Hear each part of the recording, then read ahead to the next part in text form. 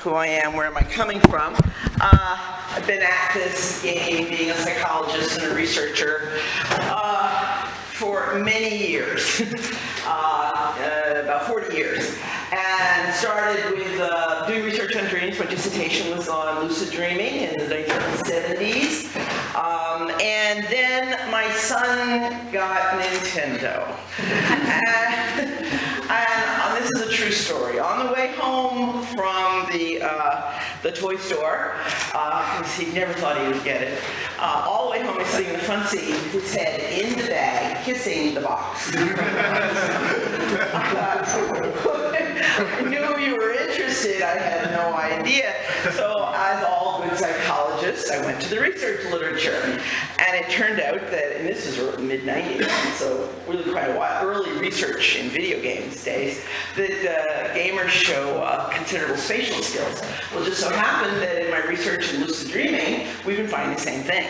That those who spontaneously have a lucid dream, that is, you know you're dreaming while you're dreaming, have, very sophisticated spatial skills. So I thought, gosh, I wonder if these things go together.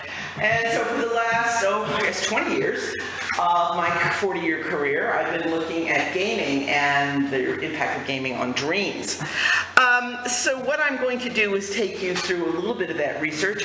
I'm focusing specifically on the nightmare protection hypothesis, but as was quickly the first two guests here, the young man says to me, I game and I have nightmares. I thought, oh boy, okay. I game and I have a nightmare. I'm like, all right, now look, you guys. Granted, this is a qualified thesis, as is typically the case when you get an early finding, then you go deeply into it and you go, yeah, but. So right away, the signal from the universe was, pay attention to the yeah, buts. So I'll definitely do that. So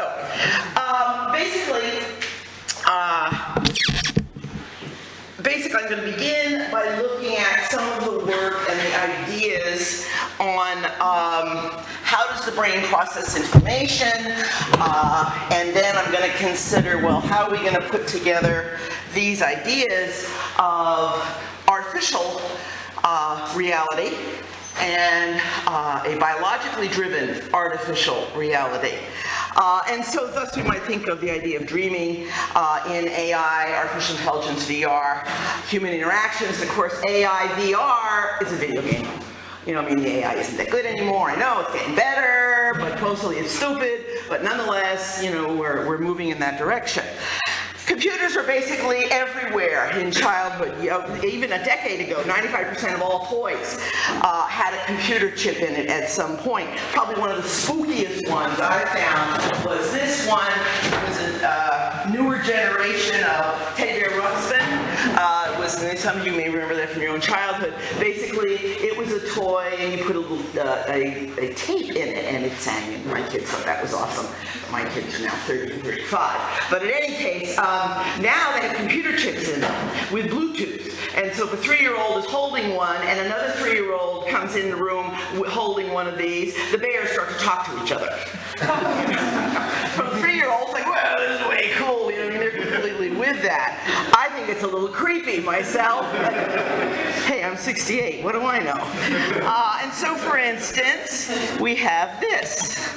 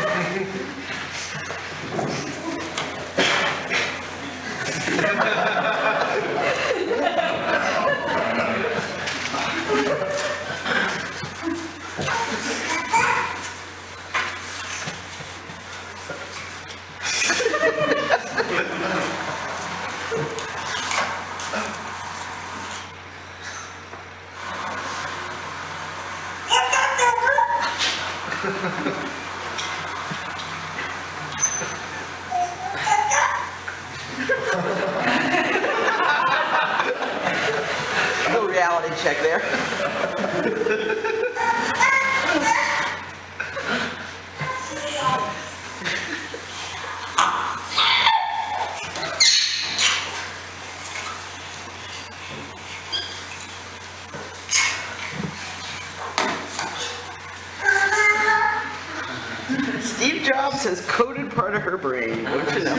In any case, it isn't just kids that are immersed in, screens. I'm sure you've walked down roads that look like that. In the U.S. now they have laws. I don't know if you knew that one. I didn't pay attention while walking because there's endless funny videos on YouTube. Woman walks into a tub, just all kinds of stuff. The one, the guy walking along and a bear shows up in front of him.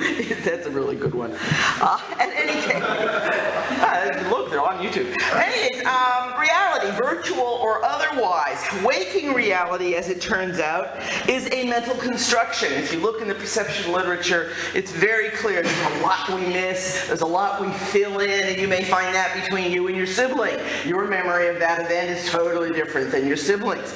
Dreams are another reality, altered state of reality that's constructed, but it's a biologically based constructed reality. Even if you know it's a dream, it's still there. It still feels real. And virtual reality is also a constructed, technologically mediated reality. Yet, we regularly engage in multiple realities. While experiencing, we don't ask which is more real. VR enhances the reality of technologically mediated situations. And of course, there's presence and perfect presence. You all know what that is, I'm assuming. This is a perceptual illusion of non-mediation. So dreams presumably have perfect presence, and increasingly, gaming is having presence. This usually includes social richness, immersion, with the perfect being the holodeck. And in fact, one could argue that presence is the killer app. Anything that's going to give us more presence, if it's in our phone, if it's in our video game consoles, like a video game, if it's in a meeting, in Second Life, whatever that is. So we want involvement, control, selective attention, perceptual fidelity, and the opportunity to mimic real-world experiences. So we get this. You notice what the cat's looking at? It's a computer on the kid's lap. Notice what's surrounding the computer. Now, this may be photoshopped, I'm not sure, but my cats are endlessly involved in my iPad, so I'm not entirely sure. Humans are also getting mixed up about reality, given these different ones. So the next gen VR for gaming and beyond, Second Life, for instance, says virtual reality will compete with the real world. And thus we have, who knows what that is? What is it? Oculus Rift. You got it. Yeah. Oculus Rift was recently purchased by Mark Zuckerman. I'm sure you've heard of him. For $2 billion. He feels that Zuckerberg believes virtual reality will be the next big computing platform after mobile devices like smartphones and tablets. It's the future. He's pretty good at foretelling the future. We've been talking about VR, going into gaming, going into all kinds of real-world applications. In a lot of places it is, but a good VR system costs you 10 grand. That's US currency or Canadian currency. I don't multiply that by for Polish currency. It's a whole lot of money. Oculus Rift, the developer's kit's about $300. And it'll be, of course, cheaper that once and finally. And we're doing research with it. It's a ball. So what we get are cross-modal effects, and this is the research of a young colleague of mine, just finished her PhD in London, and points out, sometimes I get my Sims mixed up with people. Remember when oh no, wait, that was my Sim, or do you ever have that with a dream? You dream something, and then you wake up and talk to your boss, I thought you were sick. I'm not sick, where'd you get that? Oh, I dreamt that. And you get them confused. So too with virtual reality experiences and real-world experiences. It's called the game transfer phenomenon. Video games have become a matter of emotional touch, evoking not just sensation, but lasting emotive imprints which hold for the gamer many of the same characteristics as memorable as real-life experiences. And in fact, my wonderful guide who's been helping me get oriented said, I miss the days of getting up at 10 in the morning and playing straight till 10 o'clock at night, because now we just, who has the time? I thought that was a lovely lament. Real can seem mediated. This is called the illusion of mediation. So for instance, a positive would be if you've ever seen something that's beautiful, and you think, oh my gosh, that looks as good as, I don't know, something you saw on The Sims or something in a video game. More normally we see this, negative. Remember, I don't know how many of you were there or watched some of the, when 911 went down, a lot of people commented, it's like a movie. That's not real. That seems like a movie. That is essentially the illusion of mediation. Or unusual events, you'll sometimes get that. When close connections between people's real-life activities and mediated experiences lead them to confuse the former with the latter. So these realities are increasingly mixing, and it's not because people are smoking up or have a little hallucinogen, nothing like that. These are things that are day-to-day activity. You dream every day, you're awake every day, presumably you're awake every day. You're in some kind of virtual reality of one sort or another, even if it's just your phone, every day. So why study video games? Well, because cats like them. That's Crackle, that's my cat. That's one of my cats, or our cats. Now watch, there's an individual difference here. She has a sister. Crackle adores my iPad. And they have a series of games just for cats, those of you who've tried it. Now wait till Snap shows up in a minute. There she comes. She's watching, but kind of like the girlfriend, I'm not really too interested. And she will rarely play. Okay, so let's look then at some of the research that we've been doing at the Video Game Laboratory at McEwen University, where I work. It's a couple of my students. Matt Rosie, who's done a wonderful master's thesis, and John Bound, who just finished writing a chapter with me that we're getting published in a book on emotions and computers. So why study video games? Well, the most widely experienced VR that can be very immersive and present is the video game. Video game players, as those who are the most immersed in virtual worlds for well over 10,000 hours, are often cited to determine, which is often cited to determine expertise. Basically, in the expertise literature, the operational definition is usually around 10,000 hours. So to become a chess master, it's about 10,000 hours. By the time you grow up, most kids have had 10,000 hours of serious video game play.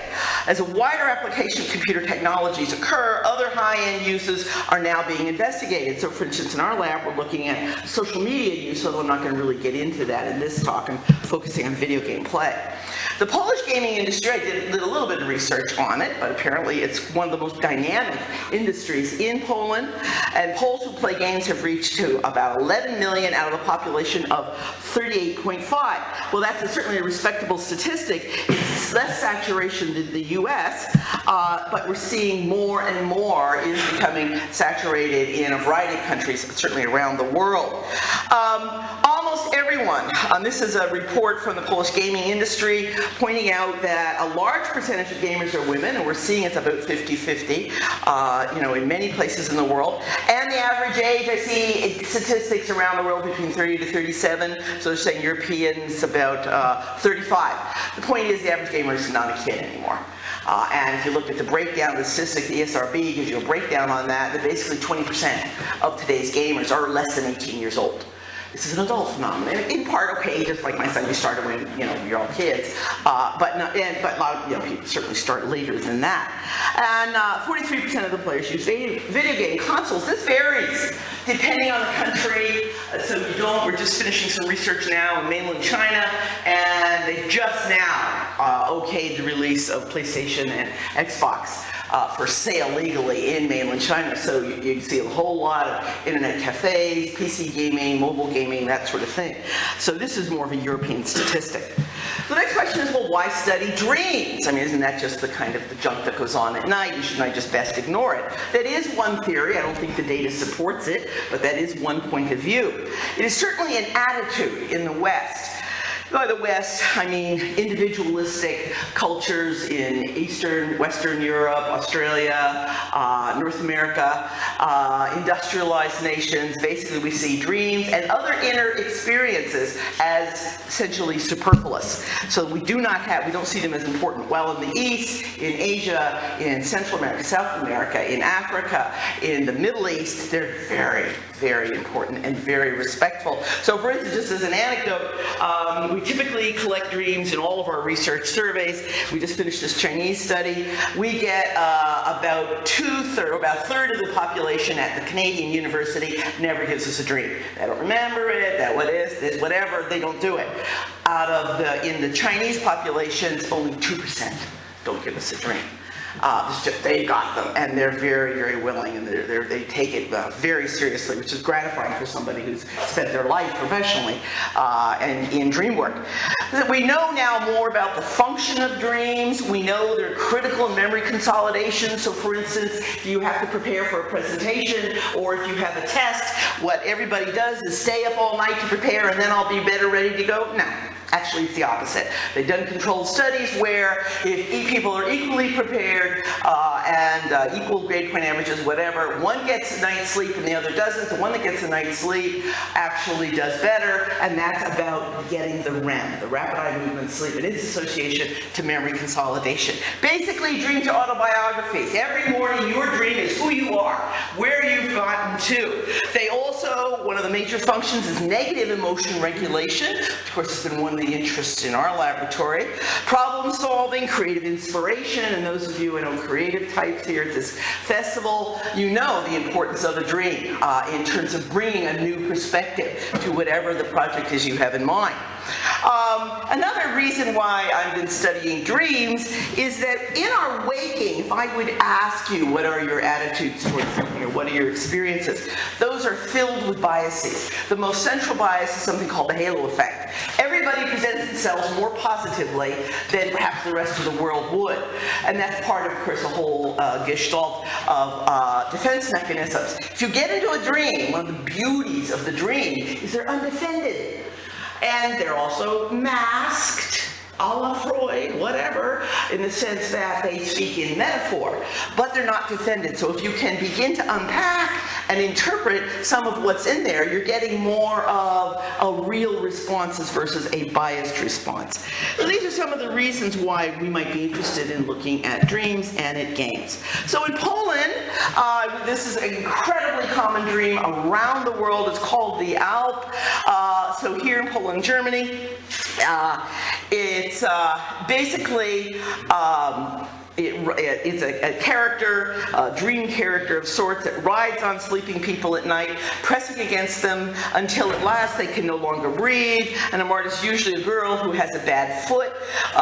Once in a village in Bork near Stargard, there was a smith who had a daughter with a bad foot, and at that time, an unusually large number of people complained they were being ridden by the mart. Basically, this is a sleep paralysis experience. You wake up, the higher cognitive functions, but you're paralyzed from the brain stem down, and so you know you're in a dream. That's how you experience it. You cannot move. It's very frightening to not be able to move. You have a sense of a presence in the room, so it can be the Alp, the Mart, it can be an alien, it can be old witch hags.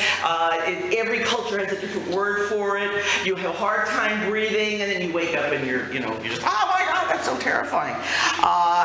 And it's a very frightening experience, but it's a biologically driven one, and it's actually quite common. It doesn't necessarily mean that it's not meaningful. That's a whole other can of worms. A recent study that appeared in our journal, I'm one of the past presidents of the International Association for the Study of Dreams, and this is our journal. It was published by the American Psychological Association, but it looked at, I love this study, I just loved it, I'm one of the reviewers on it, in fact, and it looked at dreams of Polish elders who were in elder hostels. We call them elder hostels in Canada. I think it's that, old people's home. I don't know exactly what the wording is that they use in Poland or in Europe. But in any case, he found quite contrary to what we might, that one of the major theories about what happens in your dreams is that you dream about what it is you did. You'll see that in the data I'm going to be presenting to you. But he found, here they're in this situation, they're complaining a lot, it's a hard place to be in terms of you tend not to see your family as much, there's a lot of physical pain, you feel isolated, you feel cut off, I'm sure many of you know that story or have a grandmother perhaps who's suffering it now. And so we would expect their dreams, which are negative emotion regulators, to be filled with all this negatives. In fact, much more positive. which is like the dreams for these wonderful elders in Poland, and I suspect this generalizes around the world, are this quasi-therapeutic place. And you may find that yourself in your own dreams. There's times I'd rather be asleep and in a dream, because it can offer this place of wonder. And that came out of Poland. I just thought that was one of the greatest studies. Okay, so what about gaming and dreams? How are we going to put these worlds together? First of all, this was a study we did where we collected 182 dreams from the previous night where people had played a video game the previous day and they had slept the entire sleep cycle and felt rested. That's hard to find. Usually, these are students that wake up, they haven't had no sleep, but we got them. And what we found was, for the most part, the game was not in the dreams. Okay, 63%. For those where there was some association between the game and the dream, the majority was the dream is the game. And that brings up all kinds of weird things. And I'll show you a dream at the very end of this presentation where the guy basically decides to die because he thought that would be way cool. Now, people don't normally do that in their dreams unless they think they're in a game. And then, of course, well, they just get reborn, right? So why study gamers' dreams? Well, isn't it all just incorporation? Well, yeah, gamers dream about games, not all the time, but yes. No, gamers' dreams may, and please be qualified, may, show some fundamental structural differences and or clinically relevant differences in their dreams that make them worthy of study. So before we got to the nightmare protection thesis, there was a variety of studies, I'm just going to highlight a few things, that seem to be pointing us in that direction. First of all, this was a study, one of my first, in fact, where I interviewed 27 very high-end gamers, and I should note they are almost all male, not quite, but just about, who offered 58 dreams. I did this with one of my honor students, Bina Kervilla, and we used the Holm van de Castle content analysis of dreams. And this is from Bill Dumphoff's website, compares the dreams of Freud and Jung. And it's fascinating because basically the Holm van de Castle is an act frequency scale. You count the number of characters. You count the number of violent acts. It's sheer the sort of thing you would do in a personality inventory, and it draws heavily on that.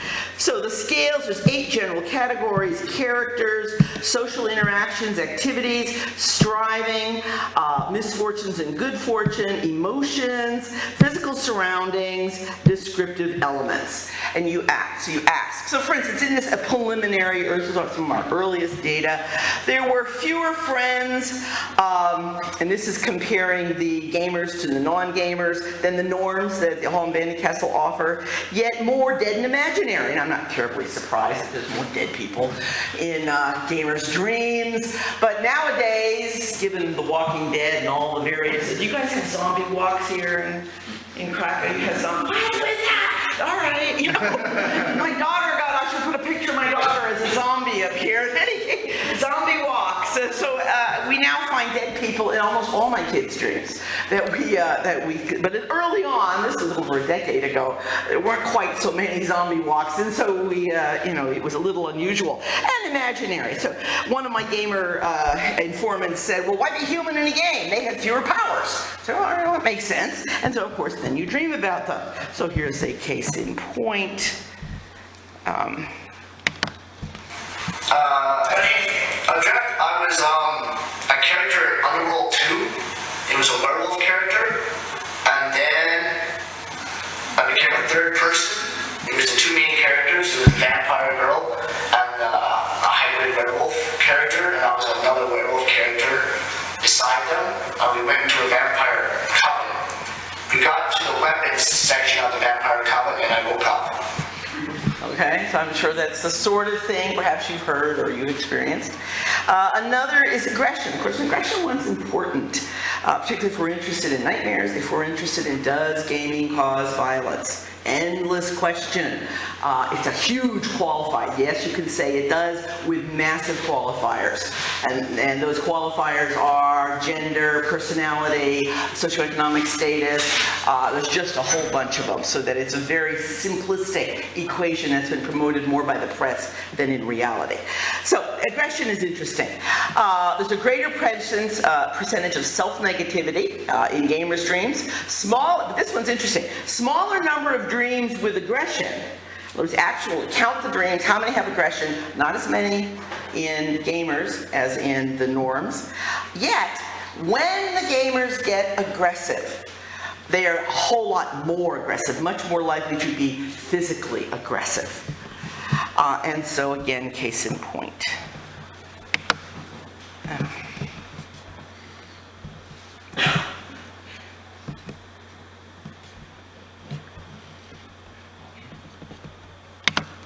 I went outside, I grabbed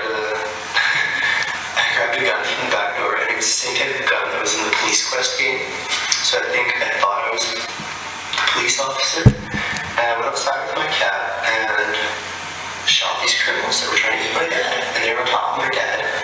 And they were trying to eat his arms, and he was fighting them off. And they were trying to hold him down, and they were biting his shoulders, and there was blood and stuff. And it was a very graphic shootout for a dream. Like, it was very blood and guts, you know?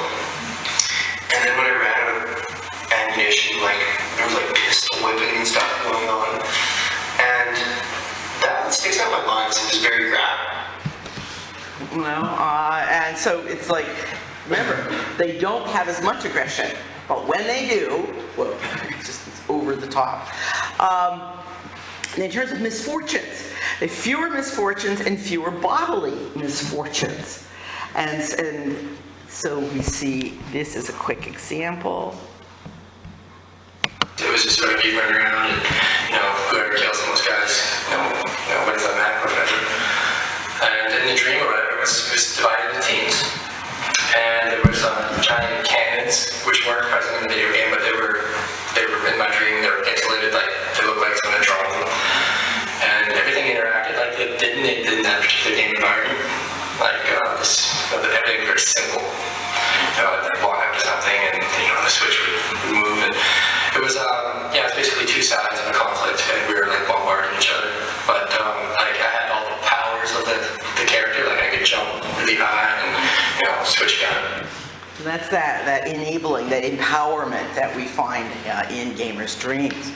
So what then is the conceptual hypothesis for this idea that does playing a game protect you from a nightmare? I call this nightmare protection thesis. Basically, one is defensive rehearsal. If you have for thousands of hours practice fighting back, then that practice, turn and hit, turn and, get whip out a sword, whatever, that practice becomes automatic in a dream. The most common theme in nightmares is chase. You're just like, and you're like, oh my gosh, that's the most common theme. There's all kinds of other dreams, but for nightmares, that's the one. Well, a gamer, somebody's like, oh right, and they will turn and fight back. I'm being a little simplistic here, but you get my drift. There's also the numbing towards violence. The idea of, like some of what we saw, that was really graphic. All this blood is everywhere. There is a certain, and that's numbing towards violence, which we certainly see in the gaming literature. And to the extent that the nightmares come from trauma. And this is, of course, the most fascinating implication, and one of the first studies I'll be talking about. Basically, there's research by Holmes and colleagues that has shown that the best way to treat somebody who's had a trauma, if it's a military trauma, if it's you just witnessed a murder, your house burned down, whatever the nature of that trauma, is not to immediately verbally engage them. In fact, that actually will make it worse. And for years, that was the belief. How do you get in there and talk to them right away? Actually, no. That's not the way memory is laid down. That basically what you have to do is give them some kind of visual spatial activity, like Tetris, or any other kind of spatial activity. Give them that within this first 6-hour window. And then after that, if you want to talk, that's fine. And this shows you the results of those that were given Tetris in terms of the number of flashbacks they had of the trauma afterward. They played Tetris versus didn't do anything, just man up, get out of there, right? Versus some kind of a quiz, a verbal engagement. The verbal engagement made it worse. And so what you see spontaneously, one of my informants in the military study, I'm going to talk about in a minute, talked about being in a really bad incident, and his friend's guts were all over the place. He was deployed, and how horrible he felt when he got back to the barracks, and all he wanted to do was play video games. And of course, he was intuitively doing what the research has shown, because the memories are laid down in this visual spatial sketch So you want to occupy that sketch pad. And then later you do, if you need to do that psychological processing. But for beginning, you occupy the sketch pad. So let's start. This is a study that got the most attention, which is I'm sure what you found in terms of bringing my work to your attention. It was done with a couple of colleagues of mine from Athabasca University. And it's not, video game play is nightmare protection. It's a preliminary study looking at military gamers. And generally in our studies, we define a high-end gamer as someone who plays several times a week, 1 or 2 hours a session, has played 50 or more video games in your lifetime, and has been playing video games since early childhood. And so we typically find in my college populations at McEwen that usually it's about 64% of introductory psychology students started playing video games in grade 3 or younger. And I don't think that's probably changed any. The type of game for a long time really didn't make a difference, but in recent years we've increasingly looked at differences between genres. So for instance, in one study we published in mindfulness, we found an association between first-person shooters and mindfulness. Of course, not necessarily what you would expect, and I can talk about that later if you like. But back to the military study. There were over 377 people who tried to enter the survey, but we screened them. They had to be in the military, so they dropped out if they weren't, and they had to not be suffering PTSD in the last 6 months. We ended up with only about 100 people. They were virtually all male, as I said. They were single, Caucasian for the most part, mostly in the U.S. military. About 20% were in Canada, and then they're all over the world. They're mostly enlisted guys on active duty, mostly the Army, and most had been deployed. And so if we looked at their gaming, we split them into 2 groups, the high-end gaming group and the low-end gaming group. And basically the highs played longer, played many different, and started playing younger. If we looked at the favorite genre, this is, when we talk about the differences between these groups, genre is one of the clues. Genre will begin to come up elsewhere. Well, both of them prefer your classic hardcore, massively multiplayer, first-person shooter, whatever that may or may not be. There were more of the low-end gamers who liked casual driving sport kinds of games than in your high-end gaming group. For instance, this is a comment that after a guy had read an article of our work, and he would say, I would see many soldiers in combat with PSPs or anything we could hook up to 220-volt electricity. When the soldiers weren't on patrol, we often had violent war games on our systems. It was weird, like we didn't get enough violence. And of course, there's lots of ways in which we might speculate. One, the interference that the one young man pointed to me. Another colleague thought, well, maybe it's you don't win at a war, not at a real war. Nobody wins. But when you play a game, you win. And so you have that sense of empowerment. And one master sergeant wrote me and said, it isn't that the gamers are better shots. It's they pick up more in their peripheral vision.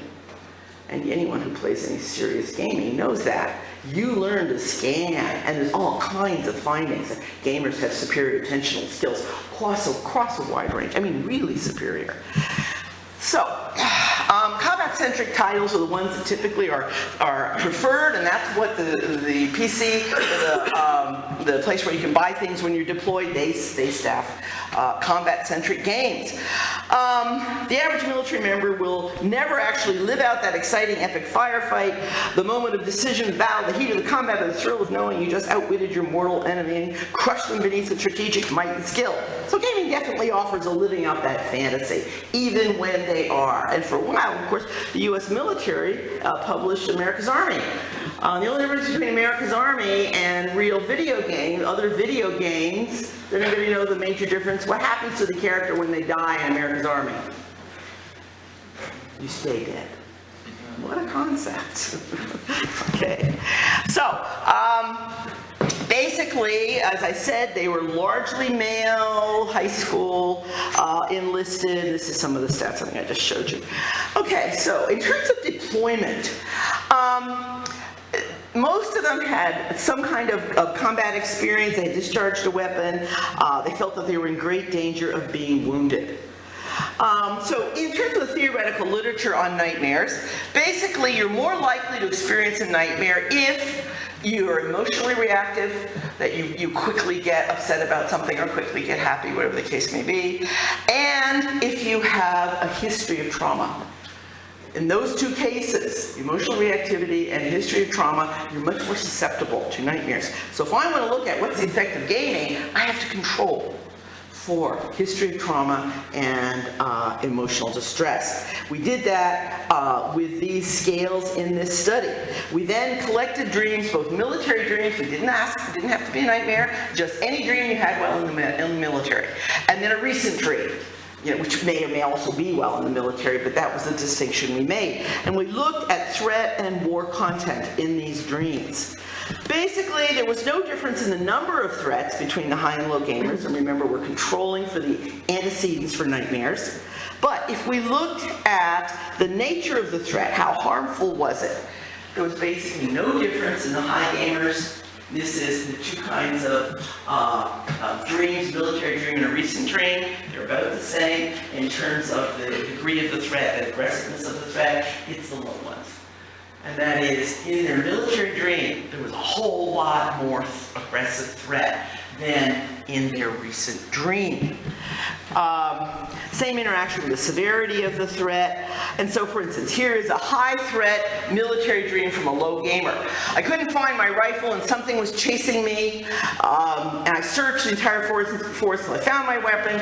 As I turned around to shoot, that was what was hunting me. The trigger felt like a 1,000-pound pull. The rounds I was shooting were delayed, and where I was hitting, I wasn't hitting where I was aiming. The guy's not doing too well. This is a low-end gamer.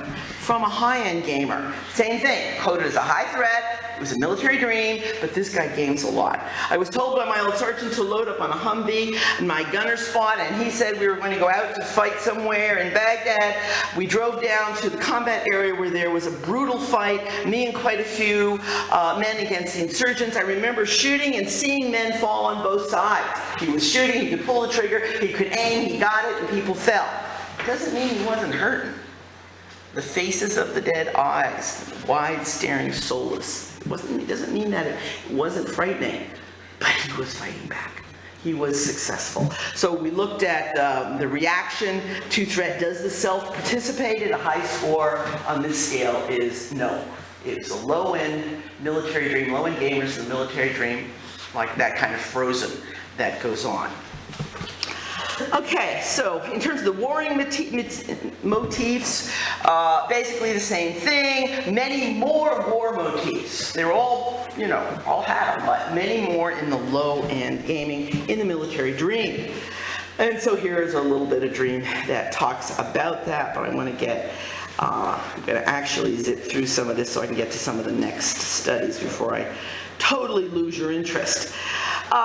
So one of the things that, in terms of both Hartman and Wilmer both point out that looked at this war motif, is that with a dream, as it moves from literal replay of the trauma, whatever it was, and shows healing, there's an integration. And that's essentially, you see that in the nightmare literature. You know you're getting better when you begin to realize your daddy is dead in the dream, or you realize that such and such isn't going to be coming back, or whatever the case may be.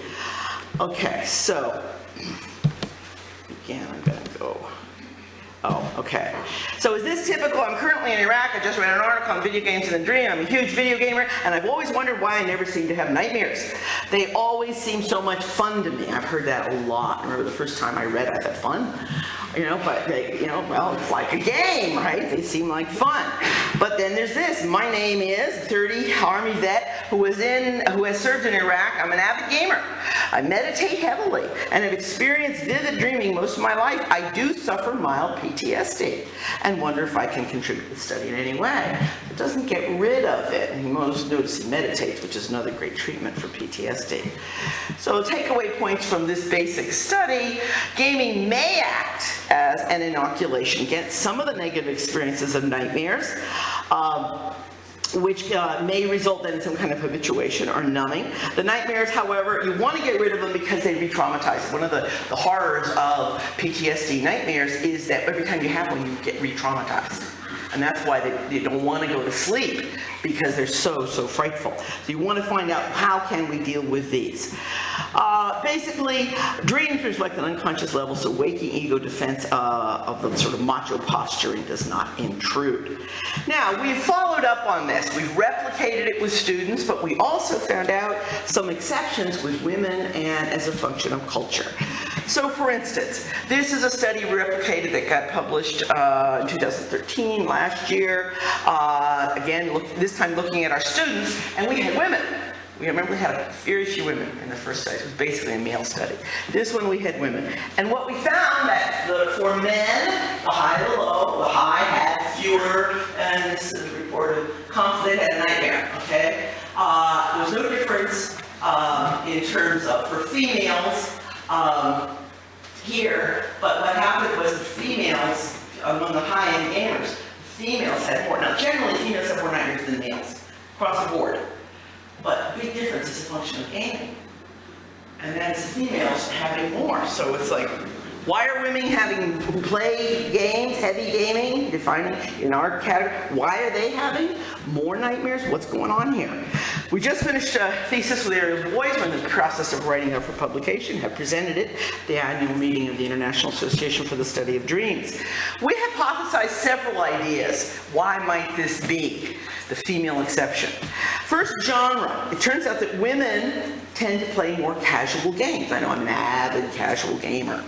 My son actually deigned to play with me on the airplane on the way over here. He never plays casual games. He must have been bored to death. In any case, the use of social media may differ between the genders. Women may be experiencing more stereotyped threat. That is, their traditional sex roles that society expects may become implemented in the dream. And that's one we really think a lot about. Because one of the things you'll hear from female gamers is there's a lot of prejudice. If you're in a first-person shooter and you're a woman, what are you doing here? Women are supposed to blah, blah, blah, unless they're healers or they're doing something role-specific. Roles just come up. And then coping. There may be different coping styles. So what we did was we gathered questionnaire data, including we asked them to give us a nightmare, and formed 4 groups, male, female, high and low gamers. And this is basically in terms of nightmare protection. Here you see your nightmare protection, that for the males, the low-end gamers had a lot more nightmares than the high-end gamers. But the opposite for the females. So that replicated what we found with the military. Then we looked at the other scales we administered. So in terms of genre, as we expected, more music, dance, and casual games were played by the high-end gaming females. Use of social media, there wasn't any difference. I mean, today's college students use a lot of social media. Women may be experiencing more stereotype threat. Females scored higher on gender items and negative self, but so too negative self was there for high-end gamers as well. Coping responses were somewhat different. So here, this one is a real puzzle. This is denial. It's one of the subscales of the brief coping inventory. And what we found was for males, the high-end gamers were more likely to use denial.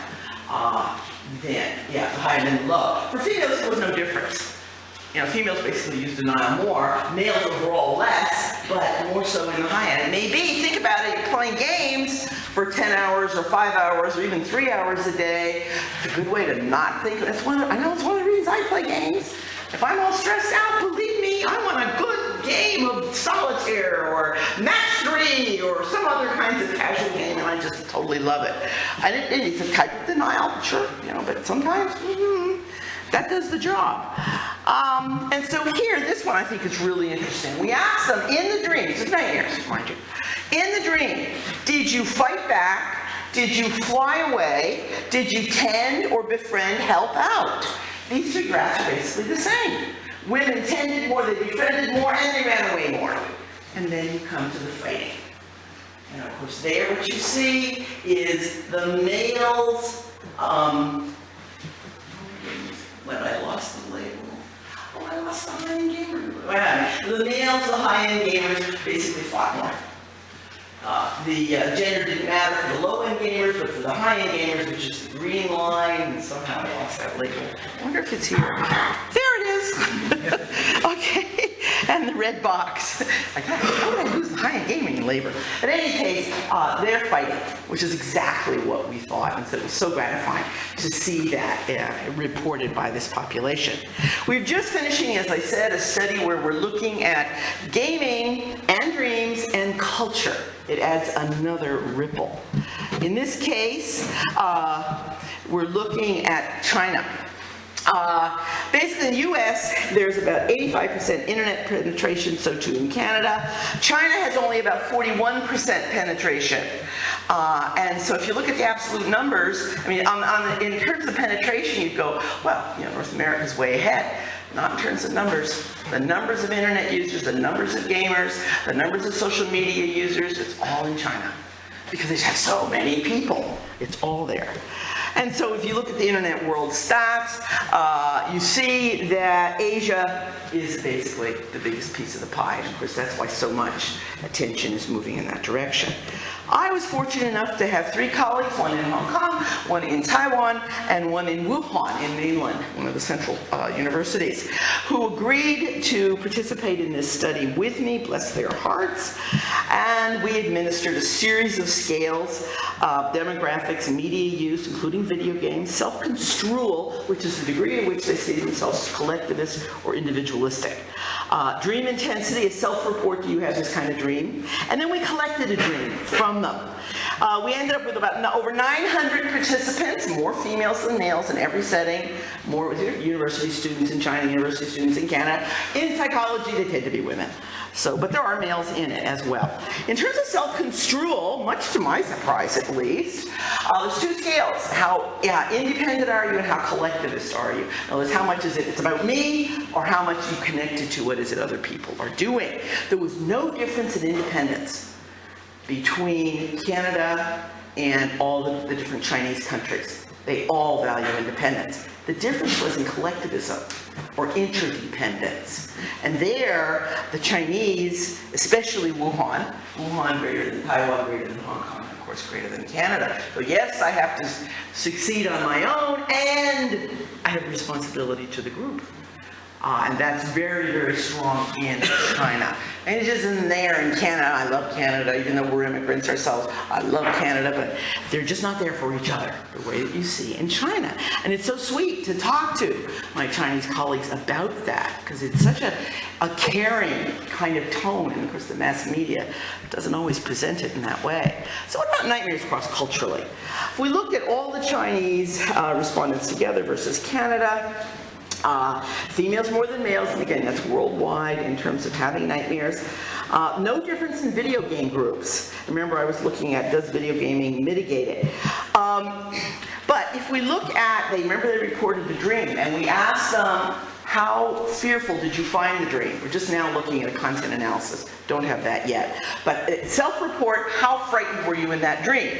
Presumably being nightmarish. And basically what we found was that did differ as a function of gaming. So that the Canadians who were high gamers reported more fear than the Chinese who were high gamers. But among the lows, the Chinese who rarely gamed reported more fear than the Canadians. And so in order to try to look at that a little bit more, we broke it down into country, and it was Taiwan and Wuhan that were reporting most of this fear. Taiwan, then Wuhan and Hong Kong, and lastly, Canada.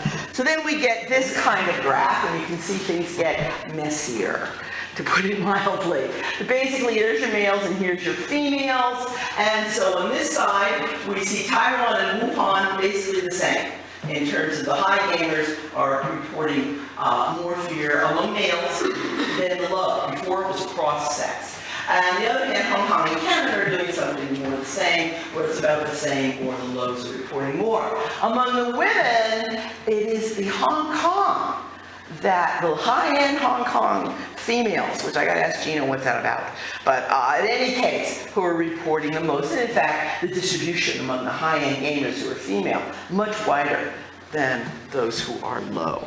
Maybe there's some gender stuff going on there. I'm really not sure.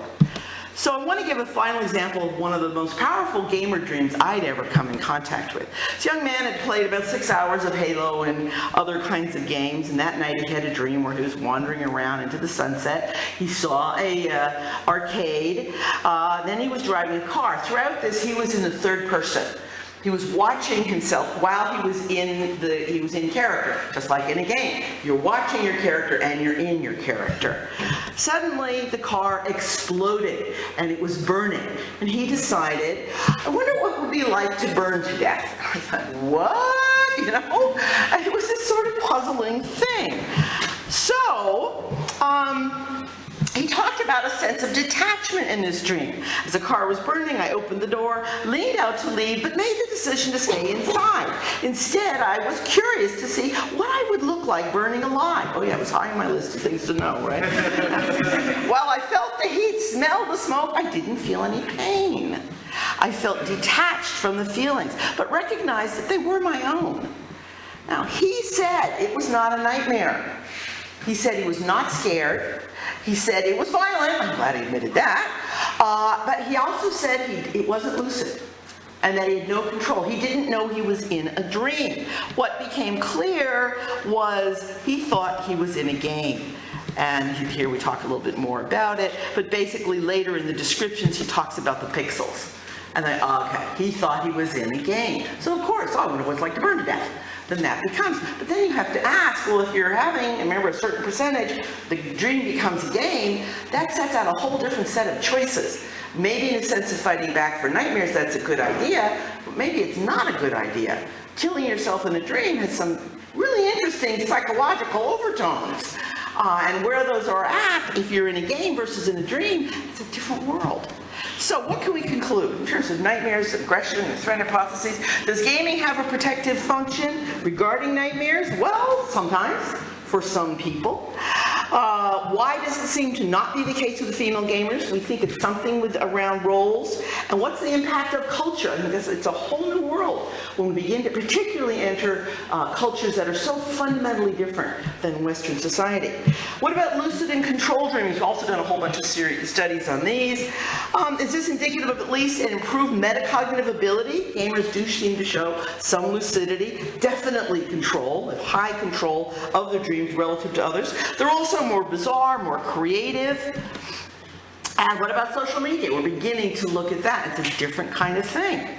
So if you're interested in more information, I have a couple of books, and a scholarly book on video game playing consciousness. And this is a very irreverent book, overview of video game play that I co-wrote with my son, who's sitting in the back.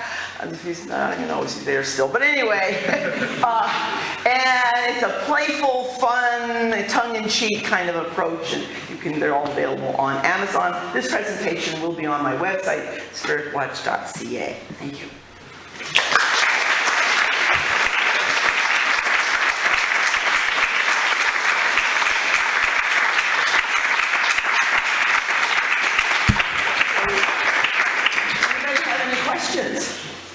About gaming or dreams?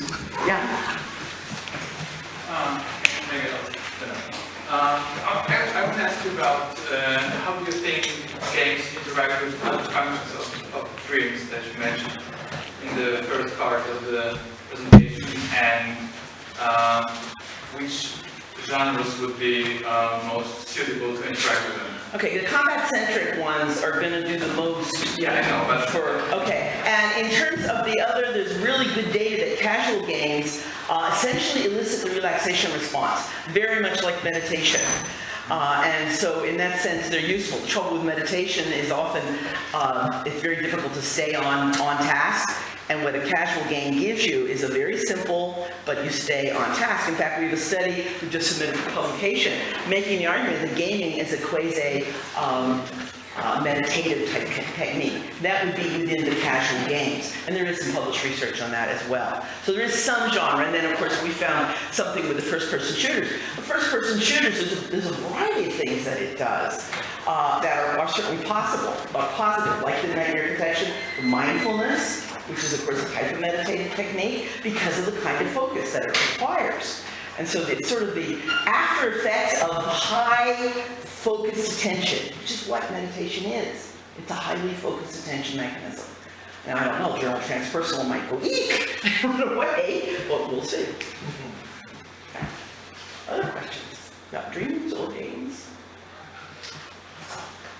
Yeah. I recently read a book from a German philosopher called Christoph Tucker about the philosophy of dreaming, and he makes a connection between gaming and attention disorder. Attention deficit disorder. Yeah. There's all this stuff that gaming is going to make that worse. Or somehow, yeah, he talks about the culture is really not so focused anymore because we game a lot and we have a lot of new media around us. Yeah. And it's an important discussion. Yeah. You know, is what we're doing is learning to disperse our attention, and therefore we don't ever dive deep, or have we lost that, so therefore we can't read, we have hypertext. Go from this to that, and is that a bad thing? Do you lose thinking deeply? It's an ongoing dialogue. But there are so many, like the study I just told you that we submitted on gaming as a meditative. One of the co-authors has ADHD. And he said he couldn't have gotten through high school and college without gaming. Yeah. Because they gave him that place where he was doing what he needed to do, and then he could go on. And so it's very controversial. One of the things I think the literature is very clear on, there are so many advantages to the attention system in gaming, just so many. And there's a great YouTube, it's a TED Talk that focuses on that particular idea. Yeah, other questions? Yeah. I had a question with the female gamers. I wonder if it's somewhat a matter of interpretation, because I'm a heavy gamer. I don't really have nightmares, but I have dreams that I'll wake up and be like, oh my god, I had this shock and then there's this guy and I was wrestling this dude in the water, and like somebody listening to me would be like, that's horrible. I'm like, yeah, that was So that was awesome, right? Yeah. So I wonder if it's a matter of... Yeah, well, the woman who's doing the second, that was the first thesis that we did. The second one, she's doing right, she's a heavy gamer as well. So, no, that's not true. And so we're going deeper. We're looking at masculinity, femininity. We're looking at boundaries. Psychological boundaries is an interesting idea around heavy media users. Like we talked about inverse presence, where things that are in the real world can seem like they're mediated. People with thin boundaries are more likely to have that experience.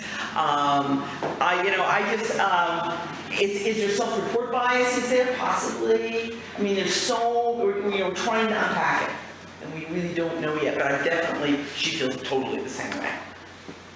Yeah, I wanted to add on to that. I wonder whether some of the issue about presence and women in games, they talk a lot at the moment about the fact that there's so many fewer female characters. Yeah. So it's not just that you're playing, outside of your specific gender roles, that you're actually, if you're playing, you're very often playing as a man. Yeah, fair, So absolutely. I wonder whether that could be interesting. Yeah.